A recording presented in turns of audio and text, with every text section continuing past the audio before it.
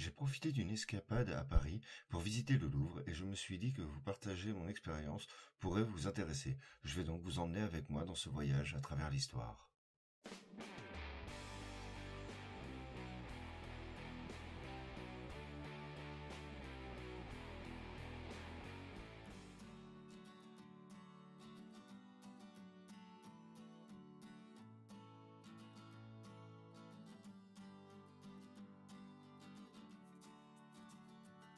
Accompagnés de Tutti, nous sommes arrivés par les vestiges de la forteresse médiévale.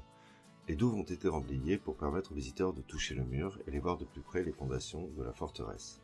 En outre, les murs sont entretenus et consolidés pour les préserver.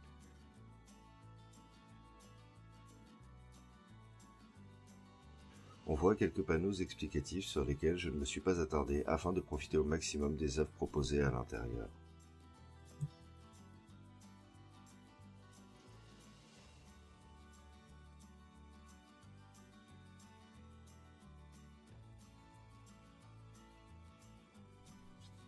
Une magnifique maquette montre le Louvre et ses environs avec une vue unique. Au fond, on aperçoit le Louvre. Puis, en se rapprochant de nous, on voit la pyramide de verre, puis la place du Carrousel. Ensuite, le jardin avec les rainures obliques et le jardin du Louvre. Le jardin le plus proche de nous, c'est le jardin des Tuileries. Le visiteur placé au bout de la flèche, donc de là où je filme, sera à l'emplacement de l'obélisque, et si l'on continuait dans cette direction, nous arriverions sur les Champs-Élysées. C'est impressionnant de voir la qualité, la profondeur et le détail du ciselage des reliefs car avec les outils de l'époque, 1279 avant Jésus-Christ, soit il y a plus de 3000 ans, ça devait être une tâche très ardue et fastidieuse. Nous arrivons à la partie sur les mastabas. Les constructions héritent autour de la mort de pharaons et des dignitaires. On commence par les plans des différentes salles d'un mastaba. Je fus impressionné par cet énorme bloc de grès et surtout par son poids.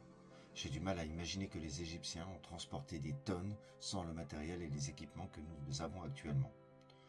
Au fond, on peut voir du mobilier funéraire qui accompagnait le défunt dans l'autre monde. Nous avons ensuite des plans de dessins qui pouvaient couvrir les murs de chapelle, racontant la vie quotidienne du dignitaire ou du pharaon enterré.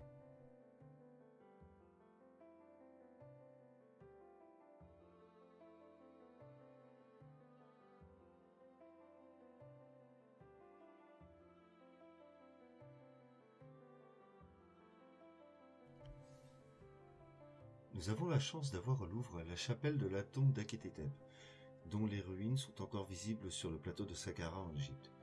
Lorsque l'on y rentre, on aperçoit sur les murs les fameuses scènes de vie quotidienne qui permettent aux défunts de continuer à œuvrer pour l'Égypte dans l'au-delà. La chapelle était un lieu public dans lequel les prêtres venaient faire le culte funéraire et où la famille pouvait se recueillir. Un puits relie la chapelle à la chambre funéraire où se trouve le sarcophage.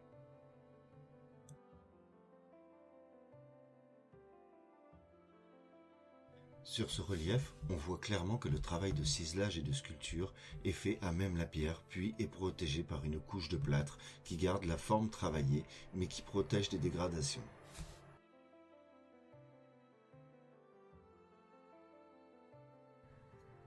Nous passons à quelques morceaux de plâtre peint. On voit bien à quel point la qualité de l'encre produite peut traverser le temps. Hormis les éclats, on voit bien que les couleurs sont toujours présentes. Un bleu assez pâle, une ocre rouge pour la peau, marron jaune pour la paille.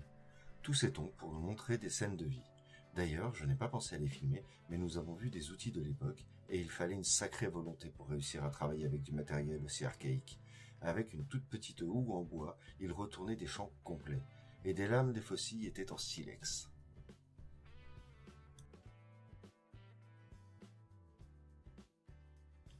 Au niveau des outils, on retrouve ici les hameçons, que je trouve par ailleurs énormes, et un filet de pêche. On aperçoit aussi un relief, des peintures, ainsi que des outils de chasse tels que le hapeau en forme de gazelle.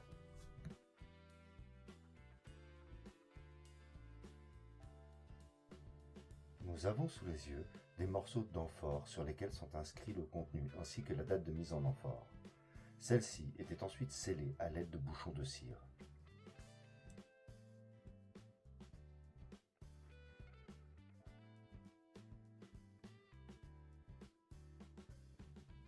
Ici, Ce sont des pins qui se sont fossilisés avec le temps.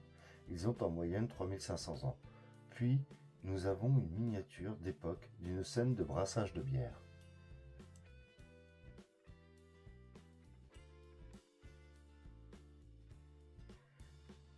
Quelques papiers de la vie quotidienne, comme un acte de location de terre et de bétail, ou un contrat de métayage. Vous pouvez remarquer que ceci n'était pas écrit en hiéroglyphes, mais en hiératique, une écriture beaucoup plus courante, car les hiéroglyphes n'étaient destinés qu'à ce qui devait être éternel.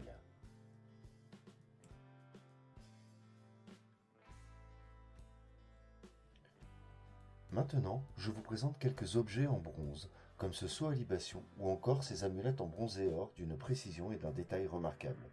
Une fois de plus, les Égyptiens me sidèrent par leur savoir-faire.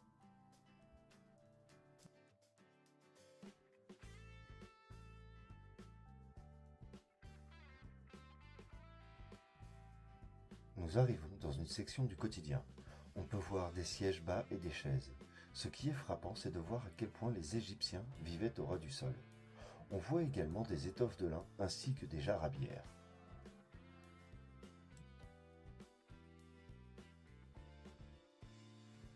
Des coffres et différents types de sièges sont disposés autour d'une natte. La natte pouvait servir de matelas et même dans beaucoup de cas de lit. Le petit support en bois est en fait un appuie-tête.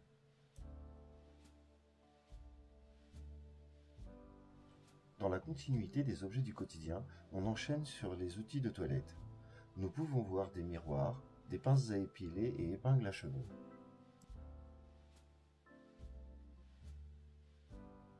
Nous passons aux statues. Pour commencer, Sekhmet, la déesse à tête de lion, coiffée de l'auréus, couronne en forme de cobra femelle qui protège le dieu ou pharaon contre ses ennemis. Ses œuvres sont dans un état de conservation incroyable.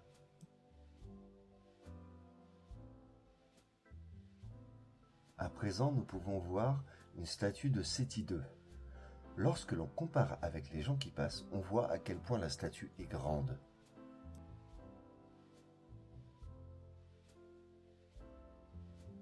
Avant de vous laisser, je vous laisse admirer encore une fois la qualité du travail sur ces reliefs.